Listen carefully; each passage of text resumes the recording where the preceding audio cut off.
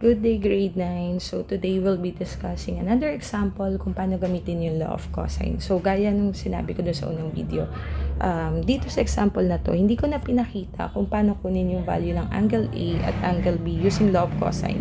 Kasi kapag tinignan mo, mas madaling gumamit ng law of sine na dito. So, hindi ko na rin isasuggest na mag-law of cosine. Medyo mas simple gamitin yung law of sine dito kesa kumuha pa ng law of cosine. Pero, depende yan sa strategy. Since ang law of sine at law of cosine works together naman yan. So, depende sa strategy, depende sa kung paano mo siya gustong isolve. So, dito, ipakita ko lang paano kumuha ng law of cosine dun sa mga scenario na talagang wala kang ibang pwedeng gamitin kundi law of cosine lang. So, meron naman tayong formula. So, that would be to get the value of angle A, angle B, and angle C, ang gagamitin lang natin ay itong mga formula na to. So, kunin natin yung value ng, so, let muna natin yung mga variables pala bago tayo mag-start. So, since angle A ito, this will be variable A, this is variable B, then this is variable C. Para lang, mas madali nating i-manipulate yung mga given. So, this is A equals 10, B equals 17, nilet lang natin, then C equals 11. Kailangan lang naman pareho yung variable dun sa point nung ating given side. Okay? So, from there, pwede na natin kunin yung angle A, angle C, angle B, and angle A. So, kunin na natin yung measurement ni angle A. So, to get the measurement of angle A, we'll use this formula. So, that would be cosine A is equal to B squared plus C squared minus A squared all over 2BC. Okay. So, from there, we will have, substitute lang po natin. So, we will have cosine of angle A is equal to 17 square plus 11 square minus 10 square all over 2 times 17 times 11. So, sinubstitute lang po natin yung value ng A, B, and C dito sa formula na to. Okay? So, from here, pwede mo nang isa-isahin yan, or you can use, if you have your calculators, pwede naman na pong gumamit ng calcu. So, that would be, pwedeng gumamit ng fraction. So, that is 17 square plus 11 square minus 10 square over 2 times 17 times 11. So, the value is 0.828877000535. Ang suggestion ko, ang gamitin nyo yung fraction. Okay?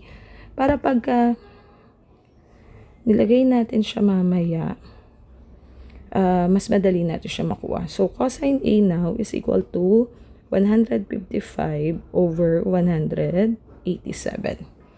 Now, if you want to get the value of A, that would be inverse cosine ng 155 over 187.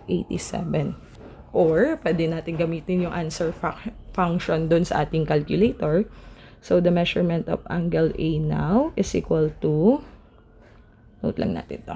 So, that is equal ka lang. Then, shift cosine. So, angle A is equal to 150, pwedeng 155 over 187. Pwede yan. So, that is 34.016 or 34.02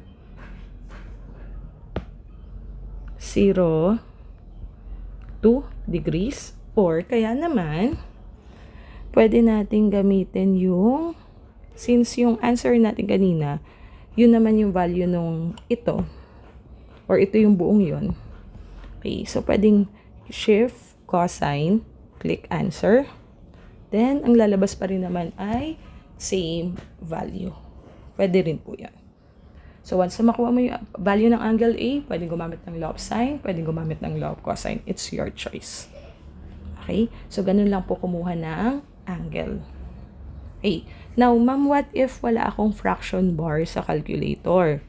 So, makukuha ko pa rin ba yung 155 over 187? So, paano gagawin yon? Itong buong ito sa isang parenthesis. So, that is 17 square plus 11 square minus 10 square divided by close parenthesis, ito namang buong denominator, 2 times 17 times 11, close parenthesis. And nakuha pa rin natin yung pareho nating value, which is 155 over 187 or 0.828877. So, ganun po kumuha ng angle using law of cosine. So, kailan ba gagamit ng law of cosine? Sa totoo lang, there are two scenarios rather.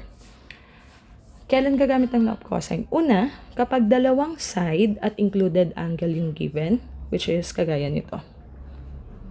So, di ba dito, meron tayong measurement ng side BC at side AB, then included angle means yung angle in between those two given sides. Okay? Or, 3 sides are known. So, kapag tatlong sides, kagaya nitong sa example na to, pwede rin po tayong gumamit ng law of cosine. So, for your extra recitation for this video, ito po yung ating given. So, sisimplihan lang natin. We are looking for the measurement of side BC. Ito po yung hinahanap nating measurement. Huwag kalimutan, lagyan ng pangalan, grade, and section.